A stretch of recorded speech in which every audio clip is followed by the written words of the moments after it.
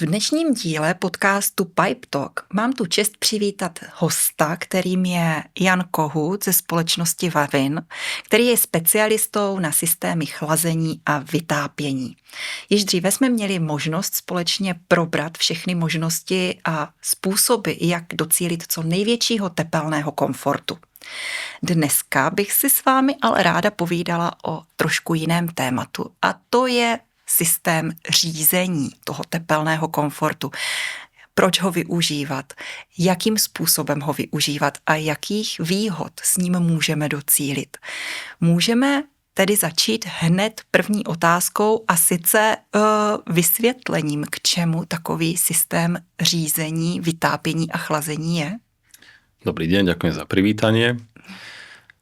Systém riadenia alebo regulácie slúži na to, aby sme dosiahli optimálnu tepelnú pohodu v priestore, úspory nákladov na prevádzku a zabezpečili optimálnu životnosť jednotlivých komponentov v systéme. Ten optimálny teplný komfort dosiahame vlastne riadením tým, že meriame teplotu v jednotlivých zónach, v jednotlivých priestoroch a systém udržiava túto teplotu tak, ako si ju užívateľ vlastne nastaví z dlhodobého hľadiska. Úsporu dosahujeme práve tým, že keď máme objekt, kde zónová regulácia nie je, alebo nie je vlastne žiadna regulácia, tak niektoré priestory bývajú prekurované, iné zase bývajú podchladené, čiže nedosahujú sa tam toho optimálneho výkonu. Pri zónovej regulácii toto vieme vlastne odstrániť a nevykuruje sa v tých miestnostiach, kde je vlastne dosiahnutá tá optimálna teplota. Už ich nepotrebujeme vlastne vykurovať. Tamto kúrenie vypneme a vlastne šetríme tým pádom prevádzkové náklady. Taktiež v minulosti sa používali trebárs kotle a plus bolo k ním obehové čerpadlo, ktoré bolo často iba vopchané do zásuvky a išlo non-stop celý rok, v lete, v zime aj mimo vykurovaciu sezónu, pokiaľ ho naozaj užívateľ nevytiahol z tej zásuvky. Čiže to zariadenie vlastne trpelo, lebo išlo aj vo fázach, keď nemusí cez to ročné obdobie. A dnešné inteligentné regulácie všetko vedia toto ovládať, tým pádom vedia predĺžiť životnosť samotného toho vykurovacieho alebo chladiaceho systému. Zmiňujete pojem zónová regulace. Předpokládám, že to znamená, že mohu regulovat teplotu v každé místnosti zvlášť, tak jak jste říkal. V čem se liší to fungování systému od klasického termostatu? Áno, veľa poslucháčov určite bude poznať takú situáciu, že má niekde kotol a v obývacej miestnosti máme jeden termostat. Na základe tohto termostatu sa riadi celý objekt. Ale predstavme si, že máme južnú stranu objektu a severnú stranu objektu. Tam tá požiadavka na to teplo môže byť diametrálne rozdielna. Predstavme si, že ten priestorový termostat je umiestnený niekde v obývacej izbe na južnej strane, opre sa nám tam v zime slniečko, to nám vlastne dvihne teplotu v tom interiéri o 2 až 3 stupne Celzia. Tým pádom termostat dá pokyn tomu zdroju tepla, nemusíš vykurovať. Ale pritom na tej severnej strane je nám stále chladno, ale ten systém proste nejde, lebo je vypnutý tým priestorovým termostatom. Čiže nevýhoda mať iba ten jeden priestorový termostat je to, že neviete dosiahnuť tú tepelnú pohodu v každej tej zóne. A to je práve výhoda tej zónovej regulácie, že vieme dosiahnuť optimálnu tepelnú pohodu v každej jednej miestnosti, v ktorej tento priestorový termostat je. Taktiež šetríme náklady tým, že nevykurujeme priestory, kde už máme dosiahnutú túto teplotu, takže prináša to aj úspory energie. Znamená to tedy, že v každé z těch místností je umístěný jeden termostat, který komunikuje s nějakou centrální jednotkou, která potom vydává pokyny, co se má v té dané místnosti dít? Chápu to dobře? Chápete to dobre. Ten priestorový termostat je v tých jednotlivých zónach, čiže môžeme to nazvať miestnosť, ktorú chcem teda riadiť. Zvyčajne sú to nejaké obývacie priestory a spálne. A na základe tejto nameranej teploty riadiaca jednotka dáva pokyn nejakému zdroju tepla alebo prípadne zdroju chladu, lebo dá sa to využívať zároveň aj na vykurovanie a chladenie. Když jsem se chystala na tento rozhovor, tak jsem se dočetla, že váš konkrétní systém Vavin Sentio dokonce umí řídit větrání a vysoušení. Jak to celé tedy funguje? Áno, je to pravda. Vavin Sentio je veľmi univerzálny systém. Môžeme riešiť teda vykurovanie, môže to byť radiátorové vykurovanie, môžeme ovládať radiátorové hlavice, môžeme regulovať podlahové vykurovanie, môžeme regulovať sálavé vykurovanie, chladenie stropné alebo stenové a môžeme takisto dávať príkazy rekuperačnej jednotke, vetracej jednotke alebo teda odvlhčovaču. Ako to funguje, je jednoduchá otázka, ale relatívne komplikovaná odpoveď. Tým mozgom je samozrejme centrálna riadiaca jednotka. Táto nám ovláda jednotlivé akčné členy, ktoré môžu byť obehové čerpadlo, zdroj tepla alebo zdroj chladu. K tomu vieme dávať tiež informácie o našich požiadavkách.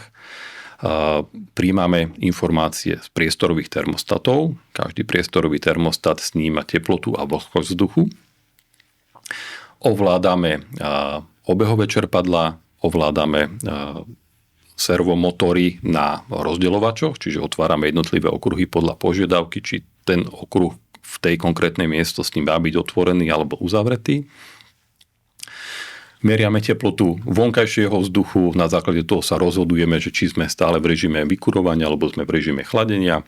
Čiže ten systém je relatívne obsiahly a vieme regulovať naozaj veľmi veľa parametrov. Zní to jako celá věda a proto mě nedá se nezeptat, jak složitá je instalace. Musí se to celé řešit na úrovni novostavby, nebo existuje možnost nainstalovat tohle řešení i pro starší objekt, který už stojí a funguje? Je to dobrá otázka. Samozrejme, ideálne je to riešiť pri novostavbe. Novostavba nám dáva teda tých možností ďaleko viacej, lebo vieme v tom prípade používať drátové komponenty, čo je jednoduchšie potom na tú prevádzku. A pri rekonštrukcii zas máme možnosť používať bezdrátové komponenty. To znamená bezdrôtové termostaty, ktorých ale v nejakom intervale 2-3 roky treba vymeniť batériu, na čo zas užívateľa upozorní aplikácia. A takisto vieme ovládať radiátorové hlavice, ktoré sú v našom prevedení ako smart, čiže komunikujú taktiež s tou riadiacou jednotkou. Čiže vždycky v tom systéme musí byť nainštalovaná riadiaca jednotka a potom jednotlivé komponenty určujeme podľa toho, o aký typ inštalácie sa jedná. Ale vieme teda obslúžiť aj novú stavbu, aj tú rekonštrukciu. A kdo jsou nejtypičtější zákazníci? Jsou to spíš drobní stavebníci nebo i třeba větší objekty jako školy, hotely, zdravotnická zařízení? V podstate všetko, čo ste spomenuli. Zvyčajne sú to tí užívateľia, ktorí chcú dosiahnuť čo najväčšiu tepelnú pohodu vo svojich obydliach a taktiež najväčšiu úsporu energie. Čiže sú to aj tí koncoví zákazníci, ale sú to samozrejme aj školy. Napríklad v Čechách máme veľmi pekné referencie na školách, systém riadenia, kde máme naše centrálne jednotky, ovládame radiátory, čiže otvárame ich, ale na základe školského rozvrhu. Čiže keď sa v tej učebni má vyučovať, tak predtým sa otvorí systém alebo spustí sa systém vykurovania, ten systém nám nahreje tú učebňu, až potom do tejto učebne vstupujú žiaci a naopak priestory, ktoré sa v ten deň, v ktorý sa nebude vyučovať, nie sú vykurované vôbec. Čiže takto sa dá dosiahnuť naozaj značná úspora. Je to možné použiť samozrejme aj pri hoteloch, kde sa to dá napojiť na rezervačný systém hotela a takisto priestory, ktoré budú v ten deň využívané, môžu byť vykurované alebo chladené a zase priestory, ktoré využívané nebudú, sa tento systém nemusí spustiť ten konkrétny deň. Zmínil jste, že Sentio je velmi univerzální systém. S jakými zdroji tepla a systémy vytápění a chlazení lze použít? Najlepšie samozrejme poviem, že to budú tie obnoviteľné zdroje, ale môžeme použiť v podstate takmer akýkoľvek zdroj tepla. Čiže môže to byť kotol, plynový, teoreticky elektrický. Vieme takémuto zdroju tepla dávať signál, áno, mám požiadavku na vykurovanie, chladenie, alebo nemám, čiže to môže byť ten signál on-off, alebo môže to byť tepelné čerpadlo, ktorému zase vieme dať informáciu, že sme v režime vykurovania, alebo sme v režime chladenia, alebo sme v nejakom pohotovostnom režime. Môže to byť na výrobu chladu klasický nejaký chiller, čiže ktorý vieme taktiež zapínať alebo vypínať, ale taktiež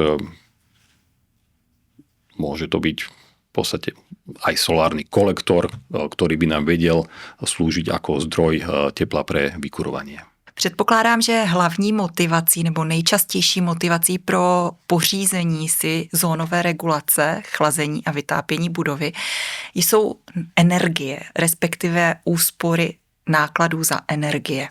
Máte někde vyčísleno, jakých úspor lze díky Vavin Sentio dosáhnout? Jaká je návratnost investice, kdy třeba v jakém časovém horizontu se ty náklady vrátí?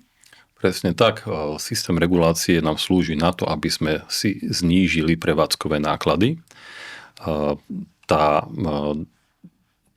miera úspor je zhruba na úrovni 10 až 20% a dosahuje sa to práve tým, že vykurujeme iba vtedy, keď to teplo potrebujeme. Tento signál dávame aj tomu zdroju tepla, čiže zdroj tepla funguje iba vtedy naozaj, keď je tá požiadavka na to teplo. Neprekurujeme jednotlivé miestnosti a z hľadiska toho komfortu niektoré miestnosti nie sú podchladené. Čiže úspora na týchto primárnych energiách je zhruba na úrovni 10 až 20%. Keď sa rozprávame o návratnosti, takáto investícia sa vráti rádovo medzi 5 až 10 rokmi. Je to definované tým, o akom veľkom objekte sa rozprávame, aký je tam zdroj tepla, zdroj chladu, aké sú ceny primárnych energií, čiže nedá sa to presne zadefinovať, ale to teda v tom rozsahu 5 až 10 rokov. Keby sme sa na to pozreli z takého hľadiska, že niekto stavia nový dom, chce si tam dať radiátorové vykurovanie, ale my ho presvedčíme, daj si radšej to podlahové sálavé vykurovanie a daj si k tomu reguláciu. Sice tá vstupná cena počiatočná bude zhruba o 30% vyššia, ale tá návratnosť takejto investície bude rádovo 6 až 8 rokov. A po týchto 8 rokoch každý rok ten užívateľ šetrí náklady na to vykurovanie. Čiže určite investícia, do ktorej sa oplatí zainvestovať. Dobré vědět. Mě ještě zaujalo to, že lze celý systém spravovat, monitorovat a nastavovat vzdáleně. Co proto uživatel potřebuje? Tým, že riadiaca jednotka štandardne už poskytuje možnosť pripojenia na internet, čiže keď privedieme internetový kábel do riadiacej jednotky, užívateľ si môže nainštalovať do svojho mobilného telefónu, do tabletu užívateľskú aplikáciu, kde vidí jednotlivé zóny, čiže jednotlivé miestnosti v tejto aplikácii, vie si tam nastaviť denný program, týždenný program, zvoliť si teplotu, akú požaduje a v podstate si kontrolovať takto celý systém. Rozhranie je multijazyčné, čiže vie si tam zvoliť aj český jazyk, slovenský jazyk, angličtinu, čiže to, čo potrebuje.